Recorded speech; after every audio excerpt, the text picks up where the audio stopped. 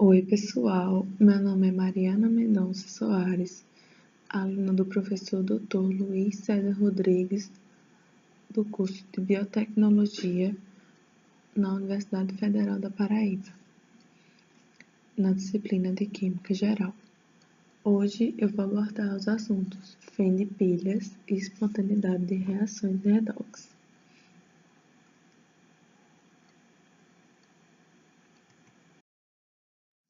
Para entendermos o que é a diferença de potencial de uma pilha, vamos fazer uma analogia com uma cachoeira. A água, ela sempre flui de cima para baixo numa cachoeira. Esse é um processo espontâneo e nunca ao contrário. Algo similar ocorre com o fluxo de elétrons numa pilha, pois eles sempre vão do sentido do ânodo para o cátodo, isso é, do eletrodo que tem o menor potencial de redução para o eletrodo que possui o maior potencial de redução, ou do eletrodo que possui o maior potencial de oxidação para o eletrodo de menor potencial de oxidação. Assim, a diferença de potencial, DDP, é a diferença que existe entre os potenciais de cada eletrodo, e a unidade de medida é o volt. O maior valor para DDP de uma pilha, que é o valor de início de seu funcionamento, é o chamado de força eletromotriz, FEM ou E. Ela pode ser medida se colocarmos um aparelho chamado voltímetro entre os dois eletrodos da pilha. Por exemplo, a pilha de Daniell, que é formada por um eletrodo de zinco mergulhado numa solução de sulfato de zinco e por um eletrodo de cobre mergulhado numa solução de sulfato de cobre. Se colocarmos um voltímetro no circuito externo dessa pilha, conectado entre os dois eletrodos, veremos que a força eletromotriz dessa pilha é igual a 1,1 volts.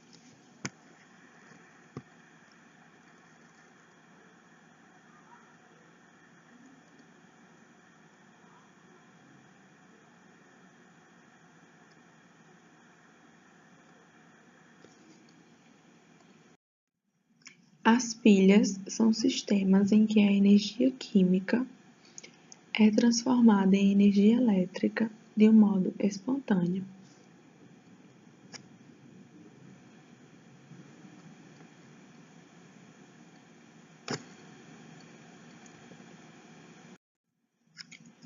O valor da diferença de potencial, DDP, ou a força eletromotriz de uma pilha, o ΔE, sempre dará positivo, e o valor ΔE pode ser calculado diminuindo o potencial de redução ou de oxidação de um eletrodo pelo outro.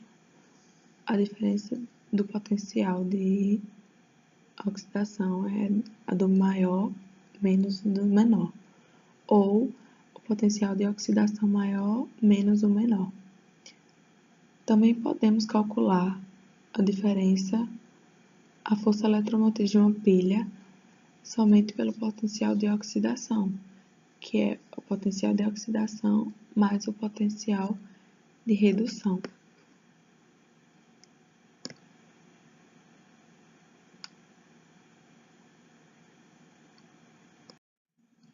Os valores dos potenciais padrão para metais e ametais, que podem constituir os eletrodos de uma pilha, foram determinados experimentalmente e podem ser consultados nesta tabela.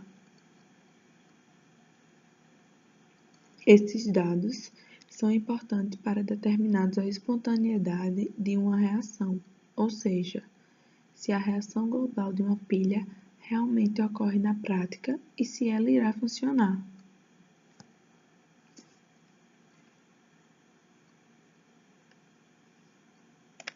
Mas não é só isso.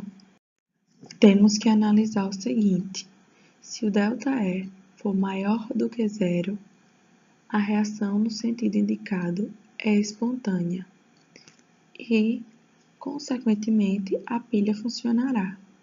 Se o ΔE for menor do que zero, a reação no sentido indicado ela não é espontânea e, consequentemente, a pilha não funcionará.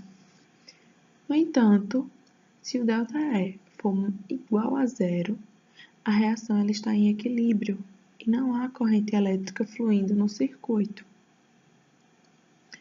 O cálculo da força eletromotriz também nos ajuda a identificar quem será o ânodo e quem será o cátodo, e qual será o valor da diferença potencial da pilha. Lembrando, cátodo, placa de maior potencial de oxidação, que é onde ocorre a redução, e ânodo é uma placa de maior potencial de oxidação, que é onde ocorre a oxidação. Vamos para um exemplo. Para ficar mais claro, vamos ver um exemplo. Considere uma pilha com eletrodos de magnésio e níquel formando a seguinte reação global. Esta mostrada aí. Será que essa pilha realmente funciona?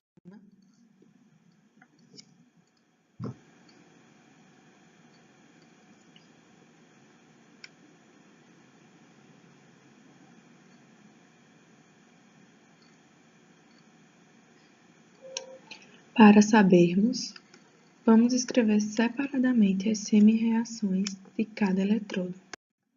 Segundo a equação global, o cátion magnésio sofreu redução, sendo o cátodo, e o níquel metálico sofreu oxidação, sendo o ânodo.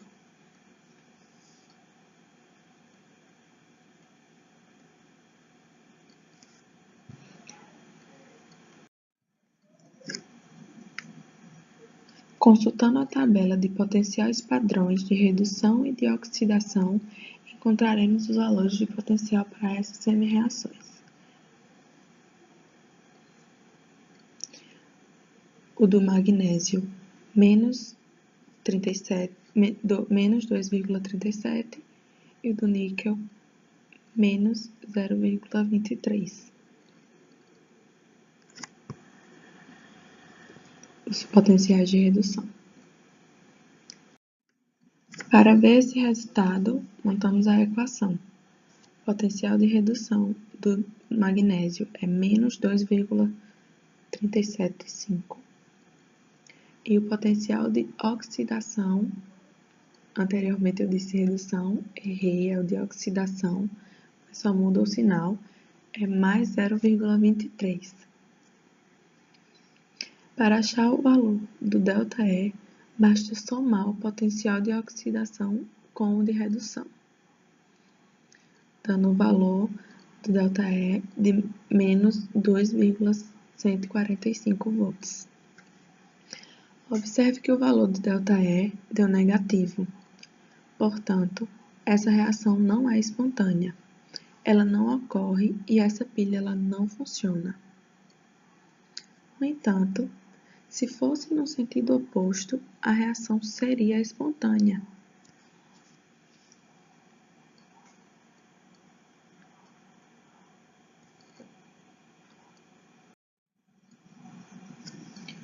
Agora vamos considerar um outro caso, o de um prego de ferro mergulhado numa solução de nitrato de prata a 1 mol por litro. Será que irá ocorrer a deposição metálica sobre o ferro?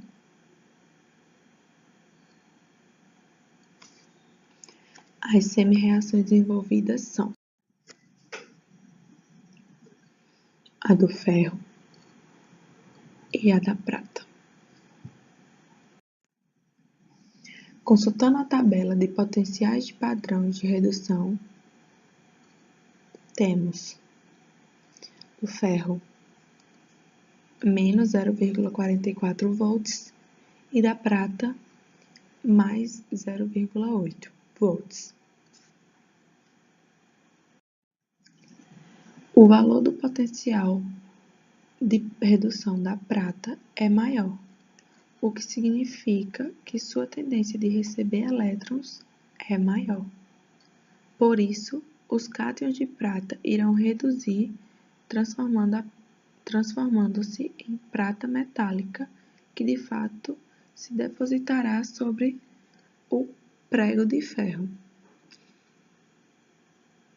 Enquanto isso, o ferro irá perder elétrons, oxidando-se e transformando-se em cátions de ferro que ficarão livres em solução.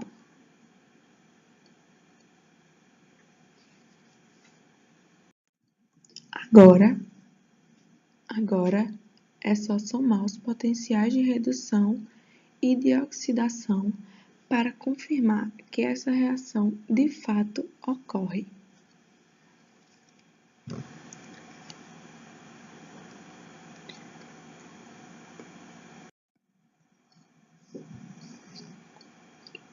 Somando-se, para a obtenção do ΔE, soma-se o potencial de oxidação do ferro mais o potencial de redução da prata, tendo valor de mais 1,24 volts.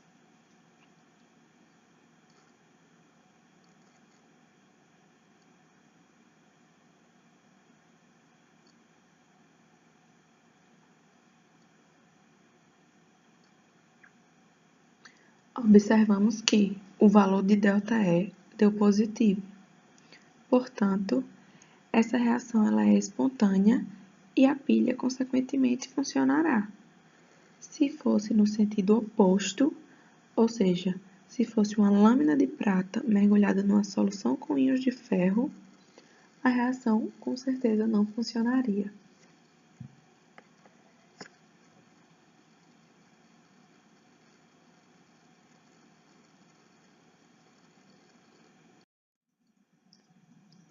Obrigada por visualizar a aula até o fim.